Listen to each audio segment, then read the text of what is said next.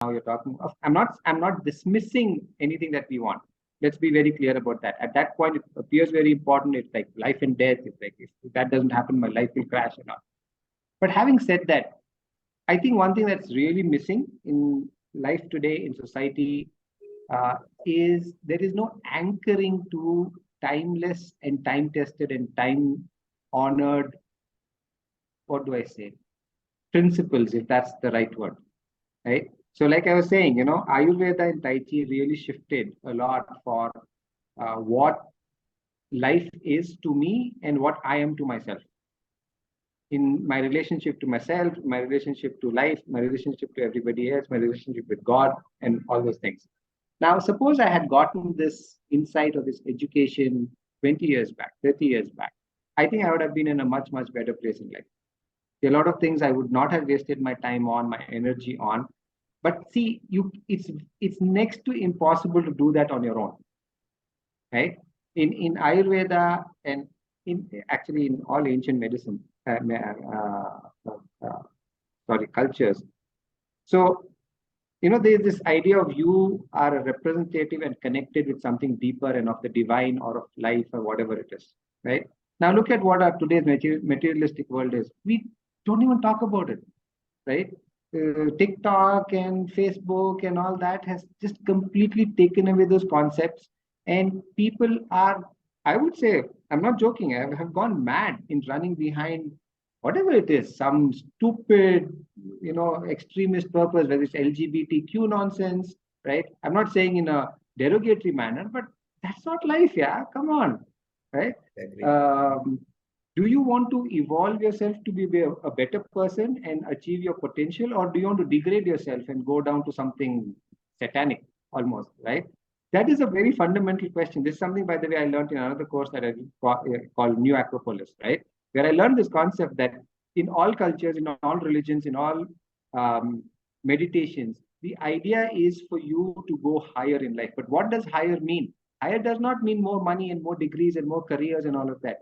Higher means actualization of your inner potential. So if you know Maslow's, laws, right? That Piece of Maslow's happiness. pyramid, right? I mean, it is an academic thing. How many of us are taught how to go up those Maslow's laws? Where is the teaching? Where is the conversation? It's not there. Even the guys who learn it in psychology and all use it to get a bloody job. Yeah, they don't apply to their own lives, right? So I think, and I don't see. So this is one thing. Since you're asking, this is something that I have been thinking. Do you know about Ikigai? Uh, I know it's a book, but I've not read it.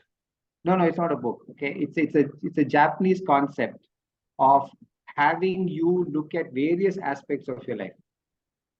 Okay, Google it up. It's a fascinating concept. It's not. It's perhaps unique to Japanese culture. Ikigai, right? Of they look at you from ask you to look at your physical, emotional, psychological, financial, career, health, interest, passion, what you like, what you don't like, blah blah blah blah blah. It's a whole concept, right? Now, this is something that I would love to create as a workshop, right? I know about Ikigai.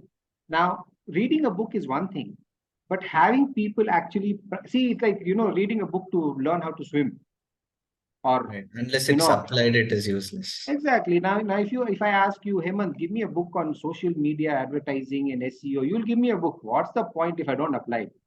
Until and Absolutely. unless I actually do, and I go into that Facebook backend page or this advertising, this clipping, pay by click, pay by view, you need to make sense of it, right? You need to know how that whole damn thing works. And the only way, and I insist on this, the only way that you get to know is by doing it, right? Absolutely. You have to Absolutely. go down that road. There's no point looking at a million YouTube videos or reading 10,000 books, right? Absolutely agreed. So same thing for Ikigai, for anything, whether it is any of the stuff I said and many of the things I did not say. We can read about yoga, but if you don't practice it, what's the point? On finding out what you really want. First of all, nobody can tell you what you really want. Let me tell you that. Okay, you have to figure it out, right? But what you need is an ecosystem, an environment, maybe a set of people to help you go down that road. and tell you, look, here you're wasting your time, there you're not doing the stuff that will help you down this journey, etc. And then it's up to you whether you'd go down that road or not, ultimately. But these, let's call them guides or friends, is what you need to find in your life.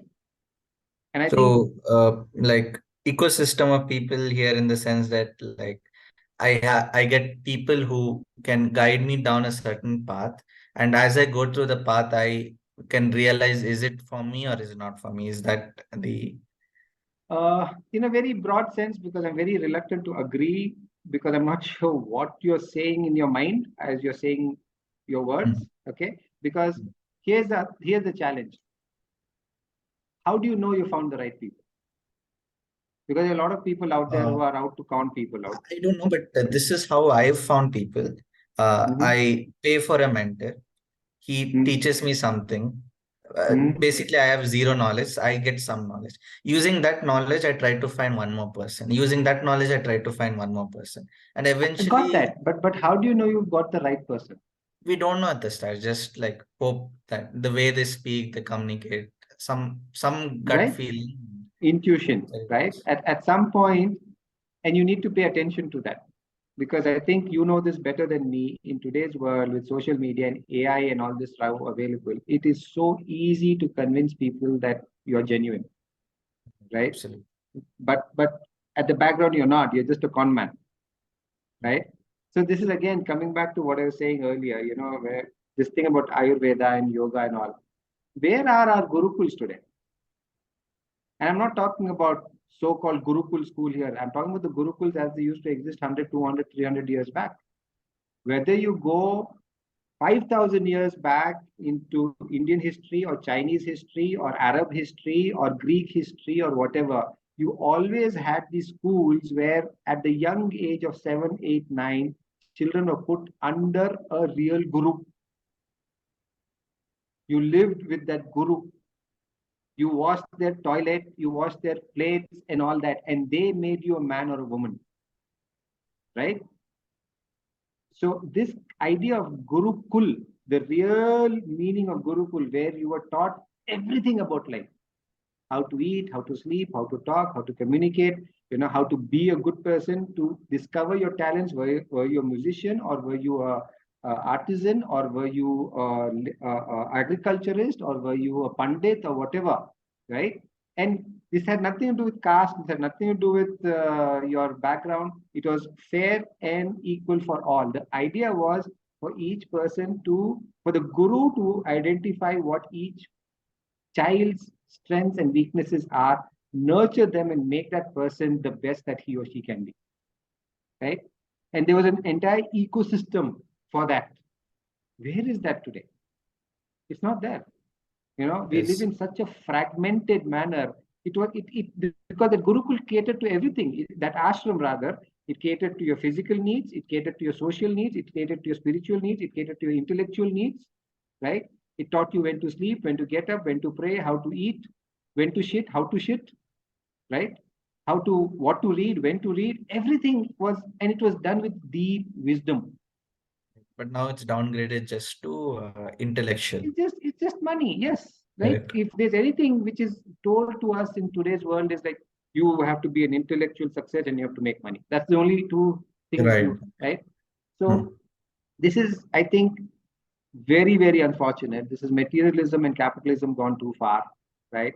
Wherein people are spending their entire life focused on only one thing, their net worth, right? And everything else about their life is sacrificed or forgotten or subjugated to that. Hmm. And until, see, you okay, one more very important thing. Don't wait for the system to set itself right in order for you to go on the right path. The system is screwed. Okay, it's badly screwed, it's badly messed up. And people following the system are also getting badly messed up and badly screwed, right? Right. So I'm very, first of all, surprised and very happy at the same time that you've asked this question. I don't know how many people are this concerned about saying, I know many people feel it, but many people are too busy or too caught up with, getting their iPhone, right? Uh, so if this is something that you genuinely feel inside, then I can help you. I'll be more than happy to help you. But keep yourself open to, uh, there's this Zen proverb, right, which I'm sure you've heard. When the student is ready, the master will appear. Have you heard it? Like Arjuna and Krishna. Yes, exactly. Right. The student has to be ready. The teachers, I don't know, somehow call it life, call it God, call it nature. They will send the message to you. Right. They will send you that stranger, this unknown person who, for that moment, for that part of your life, for that part of your journey, is the right person for you. Right. And if you can, like they say, open your third eye, at least keep it a little bit open, right? You will then perhaps recognize that person. But if you're so busy and caught up in life, oh, what is the next job and what is my next pay and what is my next project and where is my next money and all that, you're going to just miss all the things that life sends your way.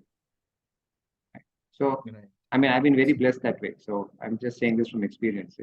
Right. I didn't design my life, but things have happened and I've just gone along and I'm happy. Absolutely. But you have picked those opportunities up also. Okay, sorry to interrupt you, but this conversation